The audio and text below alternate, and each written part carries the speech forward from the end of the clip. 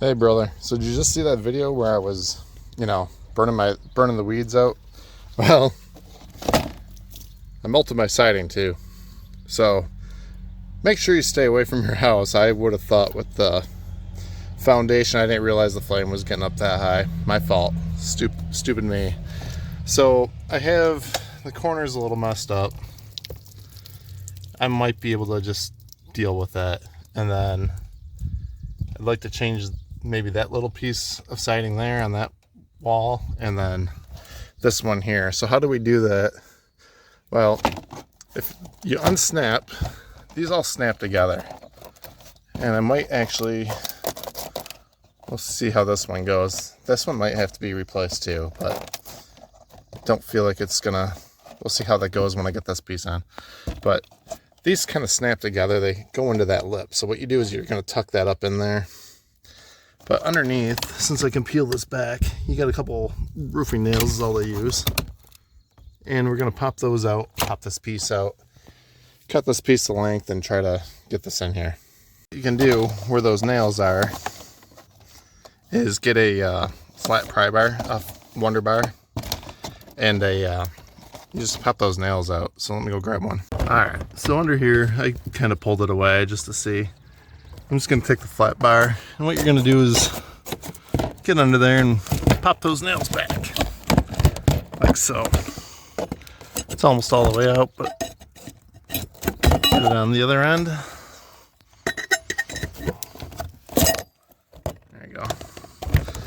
And you're just gonna do that the rest of the way down. There's probably only 3 of them holding on. All right, so I pulled those nails, and you're just gonna pull this out, and then I'm gonna pull this one out a little bit. I'm just going to trim it back to where it's not melted. So I just tacked this off. I'm not really worried about how this edge looks because the new piece is going to overlap it. And you usually get a few inches of overlap. So I'm just going to take under here. I want to extend that line. That way it's all even. That way I know this should clip in together where it should.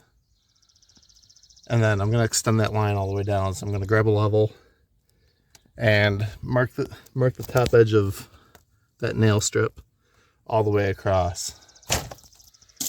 And you can see I melted some of the house wrap too. So, but I'm going to live without that, I guess. So since I don't have any more of this corner trim, I'm going to take a nail and poke it in here, just so that that's not hanging out and wanting to push out my siding with that flex on there. And as you can see, I went through and I marked my line of where my top edge is going to be for the new piece of siding. My nail in there, holding down that corner a bit. So all I'm going to do is measure now this new piece, and I want to get like 6 inches overhang on that side. So I'll just get the tape measure out.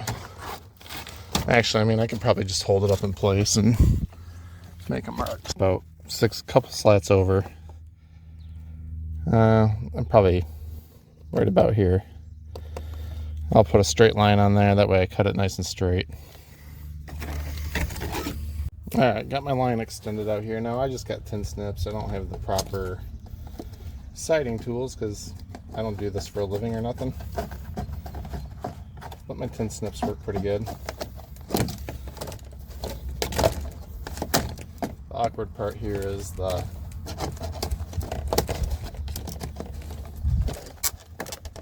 ridges. I'm just going to cut it, like V it, so we can get in there. Like so. Alright, and then I'm going to flip it to this edge. Cut through the other side. Alright, and that's relatively straight. I mean, it's not the perfect cut, but it's better than melted siding. Alright, so now I'm going to tuck this up in here, put a couple nails in that top edge,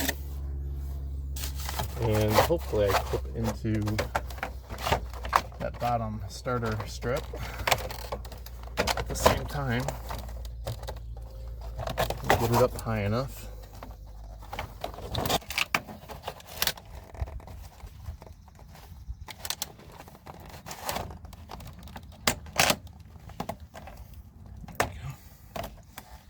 I had to flex that bottom rail out a little bit to get it to go under that starter strip, so it can tuck up in there.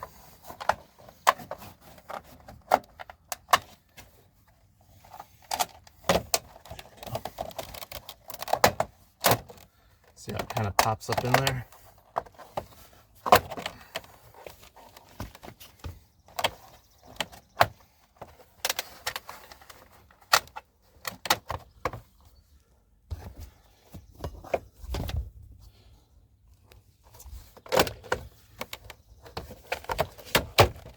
There. So what I'm doing is popping that bottom edge up around that starter strip. Now, let me back that out a little bit. So now it's all up in here. I just gotta tuck that top edge in. So now I'm just gonna use a couple roofing nails and do a couple tacks across here. Now the trick with siding is you don't want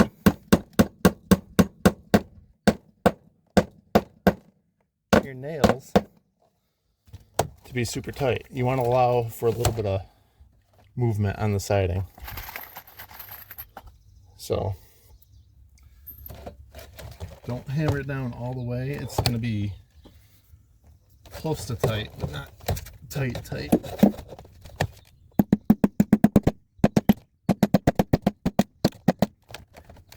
Okay, and one more. Let's put it over here.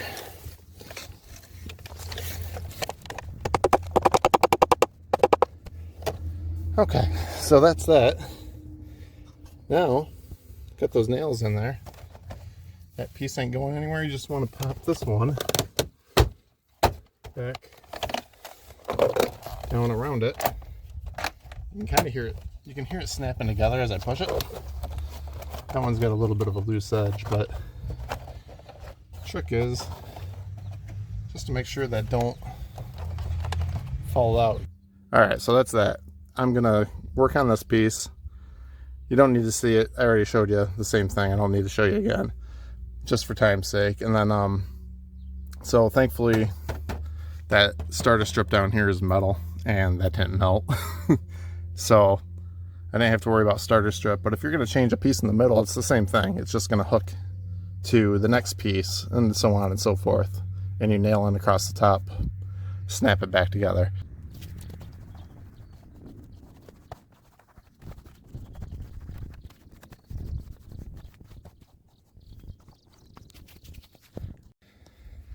And there we go. It's all wiped down, no handprints. Now the siding's old. You can see the color difference. It's pretty faded out. The old stuff to the stuff that's been in the barn. It's 25 years old. We just got new windows, so I probably will not. It'll probably be getting new siding soon. Just to keep up on things. Like I said, it's pretty faded out. It's starting to look bad. So that's it for now. If you found this useful or informative in any way, hit that like and subscribe. I'm always doing something. I don't know. I'm not an expert at anything, but I know how to do a lot of things. Might not be always right, but like, subscribe, comment, tell me how you would have did it. That's how I did it. So later.